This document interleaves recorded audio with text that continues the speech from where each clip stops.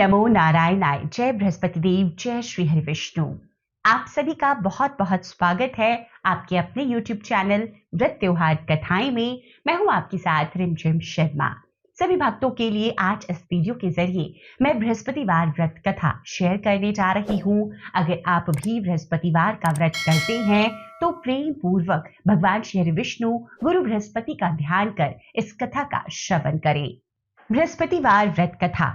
एक राजा था जिसके घर में अन्न और धन की कोई कमी नहीं थी, परंतु उसकी स्त्री बहुत ही कृपण थी।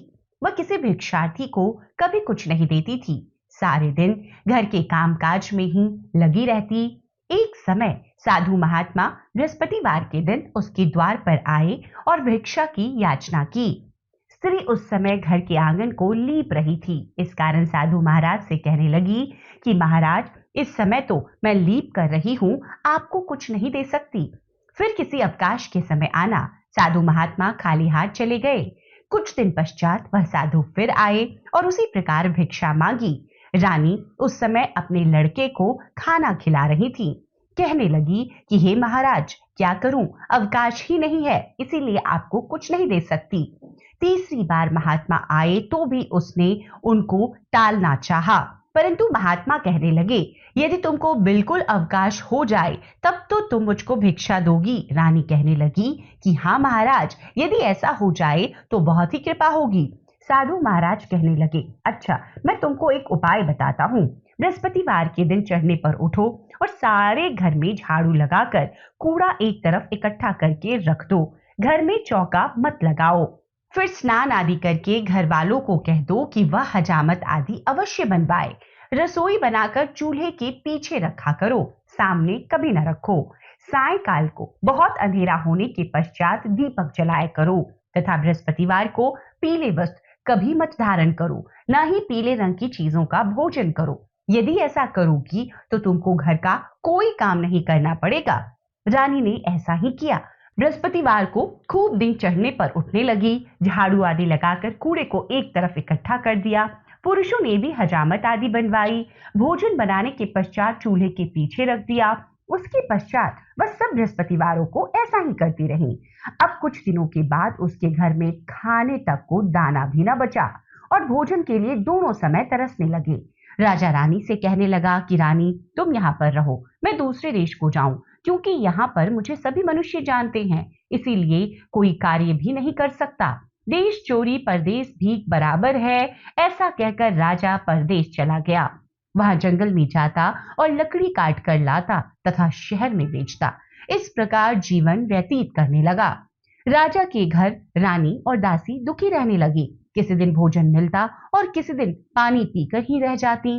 एक बार जब रानी और दासी को 7 रोज बिना भोजन के व्यतीत हो गए तो रानी ने अपनी दासी से कहा, हे दासी, यहाँ पास के नगर में ही मेरी बहन रहती है, वह बड़ी धनवान है, इस कारण तो उसके पास जा और वहां से 5 सेर बेझर ला, जिससे कुछ समय के लिए गुजर हो जाएगी। इस प्रकार रानी की आज्ञा मानकर दासी उसकी बहन के पास गई। उस समय रानी की बहन पूजा कर रही थी, क्योंकि उस रोज बृहस्पतिवार था।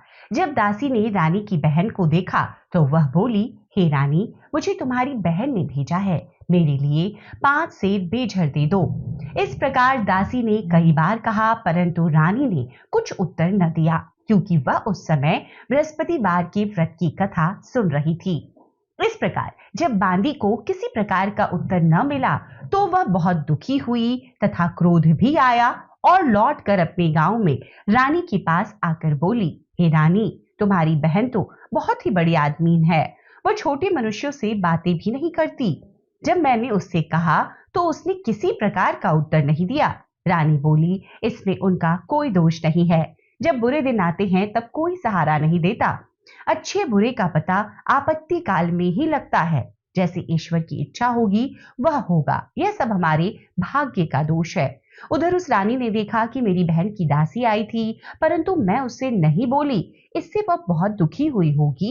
यह सोचकर, कहानी को सुनकर और भगवान विष्णु का पूजन समाप्त कर वह अपनी बहन के घर चल दी और जाकर अपनी बहन से कहने लगी, हे बहन, मैं बृहस्पतिवार का व्रत कर रही थी, तुम्हारी दासी आई थी, परंतु जब तक कथा होती है तब तक ना उठते हैं और ना बोलते हैं, इसीलिए मैं न बोली। कहो दासी क्यों आई थी? रानी बोली, बहन, हमारे घर अनाज नहीं था। वैसे तुमसे कोई बात छिपी नहीं है, इस कारण मैंने दासी को तुम्हारे पास 5 सेब बेझर लेने को भेजा था। रानी बोली, बहन देखो, बृहस्पति भगवान सबकी मनोकामना पूर्ण करते हैं, शायद तुम्हारे घर में अनाज रखा हो। इस प्रकार के वचन रानी ने जब सुने तो वह घर के अंदर गई और वहां उसे एक घड़ा बेझर का मिल गया। तब तो वह रानी और बांदी बहुत प्रसन्न हुई और दासी कहने लगी, हे रानी देखो, वैसे जब हमको अन्न नहीं मिलता तो हम रोज ही व्रत उपवास करते हैं। अगर इनसे व्रत की विधि और कथा पूछ ली जाए तो हम भी किया करें। तब उस रानी ने अपनी बहन से पूछा कि हे बहन, बृहस्पतिवार की व्रत की कथा क्या है तथा यह व्रत कैसे करना चाहिए? रानी की बहन ने कहा कि हे बहन, गुरु के व्रत में चने की दाल मुनक्का से विष्णु भगवान का केले की जड़ में पूजन करें तथा दीपक जलावे, पीला भोजन करें तथा कहानी सुने। इस प्रकार करने से गुरु भगवान प्रसन्न होते हैं, अन्न, पुत्र, धन देते हैं, मनोकामना पूर्ण करते हैं। इस प्रकार से रानी और दासी दोनों ने निश्चय किया कि वह बृहस्पति भगवान का व्रत पूजन किया करेंगी। 7 रोज बाद जब बृहस्पतिवार आया तो उन्होंने व्रत रखा। घुड़साल में जाकर चना बीन लाई तथा उसी की दाल से केले की जड़ तथा विष्णु भगवान का पूजन किया। अब पीला भोजन कहां से आए? बेचारी बड़ी दुखी हुई, परंतु उन्होंने व्रत किया था, इस कारण गुरु भगवान प्रसन्न थे। सुंदर 2 थालों में भोजन लेकर आए और दासी को देकर बोले, हे दासी, यह तुम्हारे और रानी के लिए भोजन है, तुम दोनों भोजन करना। दासी भोजन पाकर बड़ी प्रसन्न हुई और रानी से बोली, चलो रानी, भोजन कर लो। रानी को इस विषय में कुछ पता नहीं था, इसीलिए वह बोली, अरे दासी, तू ही भोजन कर, क्यों हमारी व्यर्थ में हंसी उड़ाती है? दासी बोली, एक महात्मा भोजन दे गए हैं। रानी कहने लगी, वह भोजन तेरे लिए ही दे गए हैं, तू ही भोजन कर।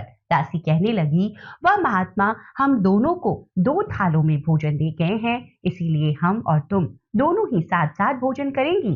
इस प्रकार रानी और बांदी दोनों ने गुरु भगवान को नमस्कार करके भोजन प्रारंभ किया। अब वो प्रत्येक बृहस्पतिवार को गुरु भगवान का व्रत और भगवान विष्णु का पूजन करने लगी। बृहस्पति भगवान की कृपा से रानी और दासी के पास फिर से काफी धन हो गया। तब रानी फिर उसी प्रकार आलस्य करने लगी। तब दासी बोली, देखो रानी, तुम पहले भी इसी प्रकार आलस्य किया करती थी, तुम्हें धन के रखने में कष्ट होता था, जिस कारण सभी धन नष्ट हो गया। अब पुनः भगवान की कृपा से धन प्राप्त हुआ है, तो फिर तुम्हें आलस्य होता है। बड़ी मुसीबतों के बाद हमने यह धन पाया है, इसीलिए हमें दान पुण्य करना चाहिए तथा भूखे मनुष्यों को भोजन कराओ, प्याऊ लगवाओ, ब्राह्मणों को दान दो, कुआं, तालाब, बावड़ी आदि का निर्माण कराओ, मंदिर, पाठशाला बनवाकर दान दो, कुंवारी कन्याओं का विवाह कराओ, धन को शुभ कार्यों में खर्च करो, जिससे तुम्हारा यश फैलेगा तथा स्वर्ग प्राप्त होगा। जब रानी ने इस प्रकार के कर्म करने आरंभ किए तथा उसका यश फैलने लगा, रानी और दासी विचारने लगे कि न जाने राजा किस प्रकार से होंगे, उनकी कोई खबर नहीं मिली।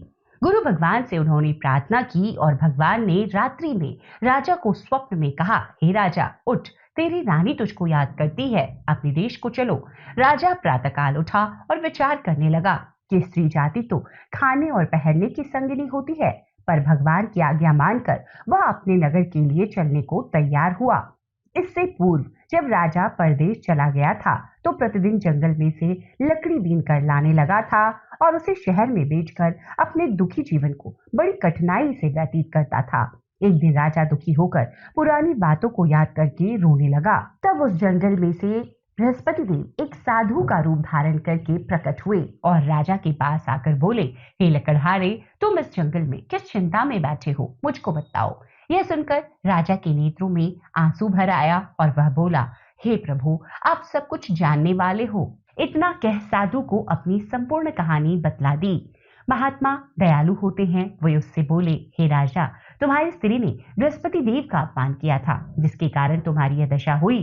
अब तुम किसी प्रकार की चिंता मत करो, भगवान तुम्हें पहले से अधिक धनवान करेगा। देखो, तुम्हारी स्त्री ने गुरुवार का व्रत आरंभ कर दिया है और तुम मेरा कहना मानकर बृहस्पतिवार का व्रत करके चने की दाल, गुड़, जल को लोटे में डालकर केले का पूजन करो। फिर कथा कहो और सुनो, भगवान तेरी सब मनोकामनाओं को पूर्ण करेंगे। साधु को प्रसन्न देखकर राजा बोला कि हे प्रभु, मुझे लकड़ी बेचकर इतना पैसा नहीं मिलता जिससे भोजन करने के उपरांत कुछ बचा सकूं। मैंने रात्रि में अपनी रानी को व्याकुल देखा है। मेरे पास कुछ भी नहीं जिससे कम से कम उसकी खबर मंगा सकूं, और मैं कौन सी कथा कहूं यह भी मुझको मालूम नहीं। साधु ने कहा, हे राजा, तुम किसी प्रकार चिंता मत करो। बृहस्पतिवार के दिन रोजाना की तरह लकड़ियों को लेकर शहर को जाओ। तुमको उस दिन रोज से दोगुना धन प्राप्त होगा, जिससे तुम भली भांति भोजन कर लोगे। जब बृहस्पतिवार का दिन आया तो राजा जंगल से लकड़ी काटकर शहर में बेचने गया। उसे उस दिन और दिनों से अधिक पैसा मिला। राजा ने चना, गुड़ आदि लाकर गुरुवार का व्रत किया। उस दिन से उसकी सब कठिनाइयां दूर होने लगीं। परंतु जब दोबारा गुरुवार का दिन आया तो वह राजा व्रत करना भूल गया। इस कारण बृहस्पतिवार भगवान नाराज हो गए। उस दिन उस नगरी के राजा ने विशाल यज्ञ का आयोजन किया था तथा शहर में यह घोषणा करा दी थी कि कोई भी मनुष्य अपने घर में भोजन न बनावे। समस्त नागरिक मेरे यहाँ भोजन करने आवे। इस आज्ञा को जो न मानेगा उसके लिए फांसी की सजा दी जाएगी। राजा की आज्ञा अनुसार शहर के सभी लोग भोजन करने गए, लेकिन लकड़हारा कुछ देर से पहुंचा। इसीलिए राजा उसको अपने साथ लिवा ले गए और ले जाकर भोजन करा रहे थे तो रानी की दृष्टि उस खूंटी पर पड़ी जिस पर उनका हार लटका रहता था। वह हार वहां दिखाई न दिया। रानी ने निश्चय किया कि मेरा हार इस मनुष्य ने चुरा लिया है। उसी समय पुलिस को बुलाकर उसे जेल खाने में डलवा दिया गया। तब राजा जेल खाने में पड़ा और दुखी होकर विचार करने लगा कि न जाने किस पूर्व जन्म के कर्म से मेरे लिए यह दुख प्राप्त हुआ है, और उसी साधु को याद करने लगा जो उन्हें जंगल में मिले थे। उसी समय तत्काल बृहस्पति देव साधु के रूप में प्रकट हो गए और उसकी दशा को देखकर कहने लगे, अरे मूर्ख, तूने बृहस्पति देवता की कथा नहीं की थी, इस कारण तेरे लिए यह दुख प्राप्त हुआ। अब चिंता मत कर, बृहस्पतिवार के दिन जेल खाने के दरवाजे पर 4 पैसे पड़े मिलेंगे। उनसे तू बृहस्पतिवार का पूजन करना, तेरे सभी कष्ट दूर हो जाएंगे। बृहस्पतिवार के दिन उसे 4 पैसे पड़े मिले। राजा ने कथा की तो उसी रात्रि को बृहस्पति देव ने उस नगर के राजा को स्वप्न में कहा, हे राजा, तुमने जिस आदमी को जेल खाने में बंद कर दिया है वह निर्दोष है, उसे छोड़ देना। रानी का हार उसी खूंटी पर लटका हुआ है। अगर तू नहीं छोड़ेगा तो मैं तेरे राज्य को नष्ट कर दूंगा। इस प्रकार की रात्रि के स्वप्न को देखकर राजा प्रातःकाल उठा और खूंटी पर हार को देखकर लकड़हारे को बुलाकर क्षमा मांगी तथा राजा के यथा योग्य सुंदर वस्त्र आभूषण देकर विदा किया। राजा जब नगर के निकट पहुंचा तो उसे बड़ा ही आश्चर्य हुआ। नगर में पहले से अधिक बाग, तालाब और कुएं हैं। बहुत सी धर्मशाला, मंदिर आदि बन गए हैं। राजा ने पूछा, यह किसका बाग और धर्मशाला है? तो नगर के लोग कहने लगे, यह सब रानी और बांदी के हैं। तो राजा को और भी आश्चर्य हुआ तथा गुस्सा भी आया। जब रानी ने यह खबर सुनी कि राजा आ रहे हैं तो उसने बांदी से कहा कि हे दासी, देख, राजा हमको कितनी बुरी हालत में छोड़कर गए थे। वो हमारी ऐसी हालत देखकर लौट न जाएं, इसीलिए तू दरवाजे पर जाकर खड़ी हो जा। आज्ञा अनुसार दासी दरवाजे पर खड़ी हो गई और राजा जब आए तब उन्हें लिवा लाई। तब राजा ने क्रोध करके अपनी तलवार निकाली और पूछने लगे कि यह सब धन तुम्हें कैसे प्राप्त हुआ? तो उन्होंने कहा कि हमें यह सब बृहस्पति देव के प्रभाव से प्राप्त हुआ है। राजा ने निश्चय किया कि 7 रोज के बाद तो सभी बृहस्पति देव का पूजन करते हैं, परंतु मैं रोजाना दिन में 3 बार कहानी कहा करूंगा तथा रोज व्रत किया करूंगा।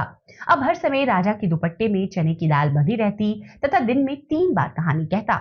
एक दिन राजा ने विचार किया कि चलो अपनी बहन के यहाँ हो आवे। इस प्रकार निश्चय कर राजा घोड़े पर सवार होकर अपनी बहन के यहाँ जाने लगा। मार्ग में देखा कि कुछ आदमी एक मुर्दे को लिए जा रहे हैं। उन्हें रोककर राजा कहने लगा, अरे भैया, मेरी बृहस्पतिवार की कहानी सुन लो। वे बोले, लो, हमारा आदमी मर गया है और इसको अपनी कहानी की पड़ी है। परंतु कुछ आदमी बोले, अच्छा कहो, हम तुम्हारी कथा सुनेंगे। राजा ने दाल निकाली और जब कहानी आधी हो पाई थी तब मुर्दा हिलने लगा। जब कहानी समाप्त हो गई तो वह राम राम कहकर उठ खड़ा हो गया। आगे मार्ग में एक किसान खेत में हल चलाता मिला। राजा ने उसे देखा और उसे बोला, अरे भैया, तुम मेरी बृहस्पतिवार की कहानी सुन लो। किसान बोला, जब तक मैं तेरी कहानी सुनूंगा तब तक 4 हरैया जोत लूंगा। जा अपनी कहानी किसी और को सुनाना। इस प्रकार राजा आगे को चलने लगा। राजा के हटते ही बैल पछाड़ खाकर गिर गए तथा पेट में बहुत जोर से दर्द होने लगा। उस समय उसकी माँ रोटी लेकर आई। उसने देखा, अपने पुत्र से सब हाल पूछा। बेटे ने सब हाल कह दिया तो बुढ़िया दौड़ी दौड़ी उस घुड़सवार राजा के पास गई और उससे बोली, मैं तेरी कहानी सुनूंगी, तू कह तथा मेरे खेत पर ही चलकर कहना। राजा ने बुढ़िया के खेत पर जाकर कहानी कही, जिससे वह बैल उठ खड़े हुए और किसान के पेट का दर्द भी बंद हो गया। जब राजा अपनी बहन के घर कुशल पूर्वक पहुंच गया तो बहन ने भाई की खूब मेहमानी की। दूसरे दिन प्रातःकाल राजा जागा तो वह देखने लगा कि सब लोग भोजन कर रहे हैं। राजा ने अपनी बहन से कहा कि कोई मनुष्य है जिसने भोजन न किया हो और वह मेरी बृहस्पतिवार की कहानी सुन ले। बहन बोली, हे भैया, यह देश ऐसा ही है। प्रथम यहाँ सभी लोग भोजन करते हैं, अगर कोई पड़ोस में हो तो देखाऊं। वह ऐसा कहकर देखने चली गई, परंतु उसे ऐसा कोई व्यक्ति नहीं मिला जिसने भोजन न किया हो। अतः वह एक कुम्हार के यहाँ गई जिसका लड़का बीमार था। उसे मालूम हुआ कि उनके यहाँ 3 रोज से किसी ने भोजन नहीं किया है। रानी ने अपने भाई की कहानी सुनने के लिए कुम्हार से कहा। वह तैयार हो गया। राजा ने वहां जाकर बृहस्पतिवार की कहानी कही, जिसको सुनकर उसका लड़का उठ खड़ा हुआ। अब तो राजा की प्रशंसा होने लगी। एक दिन राजा ने अपनी बहन से कहा कि हे बहन, हम अपने घर को जाएंगे, तुम भी तैयार हो जाओ। यह बात सुनकर राजा की बहन ने अपनी सास से कही। सास बोली, हाँ तू चली जा, परंतु अपने लड़के को मत ले जाना, क्योंकि तेरे भाई के संतान नहीं है। बहन ने अपने भैया से कहा, हे भैया, मैं तो चलूंगी, परंतु बालक नहीं जाएगा। राजा बोला, जब यह बालक नहीं जाएगा तब तुम ही मेरे साथ घर जाकर क्या करोगी। तब बड़े दुखी मन से राजा अपने नगर को लौट आया। राजा ने आकर अपनी रानी से कहा, हम निर्वंशी राजा हैं, हमारा मुंह देखने का धर्म नहीं है और कुछ भोजन आदि नहीं किया। रानी बोली, हे राजा, बृहस्पति देव ने हमें सब कुछ दिया है, संतान भी अवश्य देंगे। उसी रात्रि को बृहस्पति देव ने राजा से स्वप्न में कहा कि हे राजा, उठ, सभी सोच को त्याग दे, तेरी रानी गर्भ से है। राजा को यह समाचार सुनकर बड़ी खुशी हुई। 9वें महीने में उसकी 2 पुत्र पैदा हुए। तब राजा रानी से बोला कि हे रानी, स्त्री जाति बिना भोजन के रह सकती है, बिना कहे नहीं रह सकती। जब मेरी बहन आवे तो तुम उससे कुछ मत कहना। यह सुनकर रानी ने हाँ कह दी। जब राजा की बहन ने यह शुभ समाचार सुना तो वह बड़ी खुश हुई तथा बधाई लेकर अपने भाई के यहाँ आई। तभी रानी कहने लगी कि घोड़ा चढ़कर तो नहीं आई, गधा चढ़ी आई। राजा की बहन बोली, भाभी, मैं इस प्रकार न कहती तो तुम्हें संतान कैसे प्राप्त होती। बृहस्पति देव ऐसे ही हैं, जैसे जिसके मन में कामनाएं होती है सभी को पूर्ण करते हैं। जो भावना से प्रेम पूर्वक बृहस्पतिवार का व्रत करता है तथा कथा पढ़ता है, सुनता है और दूसरों को सुनाता है, बृहस्पति देव उसकी समस्त मनोकामनाएं पूर्ण करते हैं। तो बृहस्पतिवार की यह व्रत कथा यहाँ पर संपन्न होती है। अगर आपको भी कथा पसंद आई हो तो लाइक जरूर कर दीजिएगा, फैमिली फ्रेंड्स के साथ शेयर जरूर कीजिए। चैनल पर पहली बार आए हैं, इस तरह की जानकारियां आपको भी अच्छी लगती है तो चैनल को सब्सक्राइब जरूर कर लें। वीडियो देखने के लिए बहुत बहुत शुक्रिया। जय माता दी। हर हर महादेव।